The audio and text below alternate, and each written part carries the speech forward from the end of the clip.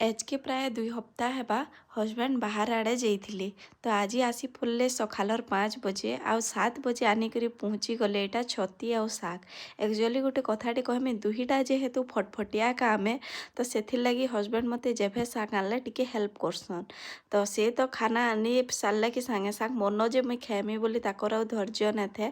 नाश्ता दे दुआ सारली आर छती के बाछपारली बहुत टाइम लागला। एक्चुअली 2 गिना थिला तो सबुके बछा बछी करदेली आ 9 बजे भितरे केन्दा करी मुई रंधा सारमी जे से घरर खाना टिके खेबे बोली करी सेटा खाली मोर मुड़े चिंता थिला। इयाड़े वीडियो इयाड़े रंधा तापरे शाग भी भल से धुआ धुई करी धुई देथिली। आ छती गोटे एंता जिनिस है बनै जानले मांस बोलिया लागसी आर ने बनै जानले पूरा खतु बोलिया लागसी। तो सेथिर लगी मुई केन्ता केन्ता करी बनैछे आपण माने जदि चाहेले बनै पारबे। आ इटा शाग टिके फेर मुई ताकर लगी बनै नेली आर ताकर थालीटा रेडी कर नेली। मोर मेहनत ले जरूर